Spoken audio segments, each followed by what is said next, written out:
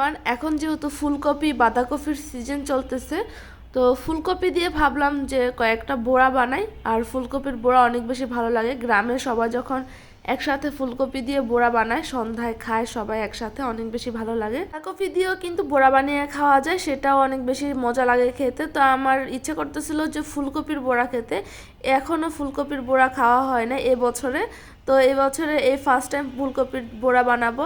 তো আমি ভাবতেছিলাম যে আচ্ছা আমি ফুলকপির বড়াটাই বানাই, আমার হাজব্যান্ডও খায় নাই, অনেক আগে খেয়েছিল, একবার বানিয়েছিলাম।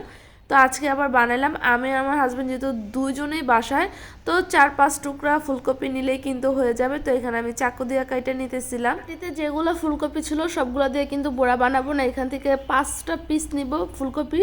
আর বড় বড় পিসে নিয়েছি, ছোট ছোট করে কেটেও কিন্তু বানানো যায় বড়া। আমি একেবারে পুরো ফুলভাবে বানাবো। ফুলকপিগুলো কেটে ধুয়ে তারপর আমি একটু লবণ দিয়ে সিদ্ধ বসাই দিলাম। তো দেখেন অনেক সুন্দর কিন্তু সিদ্ধ হয়ে গেছে, বেশি সময়ও লাগে না, মাত্র 5 থেকে 7 মিনিটের মধ্যেই। যেহেতু খুব সুন্দর সিদ্ধ হয়ে গেছে, তাই আমি এখন নামাই ফেলবো। পানিগুলা আমি ফেলে দিতেছি।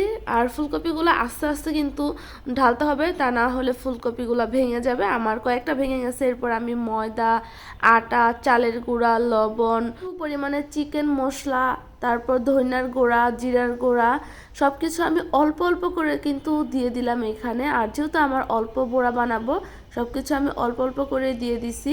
সেখানে আমি আবার দিয়ে দিলাম হলুদের গুঁড়ো হালকা পরিমাণ, মরিচের গুঁড়ো হালকা পরিমাণ, তারপরে ম্যাজিক মশলাটা থাকলে আরও বেশি ভালো লাগতো। আমার কাছে ম্যাজিক মশলা ছিল না, তাই হাতের সামনে যা ছিল তাই দিয়ে কিন্তু বানাইতেছি। তো এখানে সব কিছু অল্প অল্প করে দিয়ে দিতেছি। তারপর আমি এখানে ধনিয়া পাতা কাটা দিয়ে দিলাম। ধনিয়া পাতা না দিলেও চলতো, বাট আমার কাছে ছিল, আমার কাছে ভালো লাগে, এই জন্য ধনিয়া পাতা দিলাম। তারপর পানি দিয়ে সুন্দর করে সব মাখাই নিতেছি। আর অল্প অল্প করে পানি দিয়ে কিন্তু মাখাইতে হবে, তা না হলে বেশি যদি পানি দেয় তাহলে কিন্তু ডোটা ভালো হবে না। তাই অল্প অল্প করে পানি দিয়ে একটু গাঢ় গাঢ় করে ডোটা তৈরি করতে হবে। তো আমার দেখেন ডো বানানো শেষ। আমি কিন্তু সুন্দর করে অল্প অল্প পানি দিয়ে বানাচ্ছি।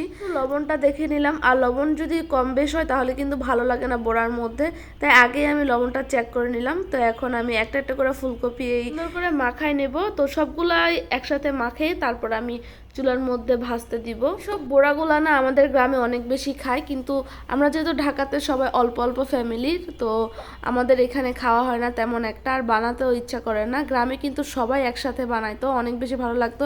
সন্ধ্যায় শীতের মধ্যে আরো বেশি করে বানাইতো। শীতের মধ্যে গরম গরম এরকম বড়া খেতে অনেক বেশি ভালো লাগে। সবাই যখন একসাথে থাকতাম, ফুপ্পিরা আর চাচাতো বোনেরা বা সবাই মিলে, তারপর আর কি এখন আমি একটা একটা করে ভাজতে দিয়ে দিতেছি। বড়া ভাজার সময় কিন্তু আগুনের তাপটা একবারে লো ভাবে দিতে হবে, জানা হয় পুড়ে যাবে, কিন্তু একটা দিতে দিতে আরেকটাই পুড়ে যাবে। আরেকদিন আমি বাঁধাকপির বড়া বানাবো, সেটা আপনাদের সাথে শেয়ার করব। আর আমি কিন্তু সারাদিনে কি করি, কি তৈরি করি, কি বানাই, সব কিছু আপনাদের সাথে শেয়ার করি। তাছাড়া আর কি করব, এই টুকিটাকে একটু আপনাদের সাথে শেয়ার করি, কি করলাম, কি খাচ্ছি।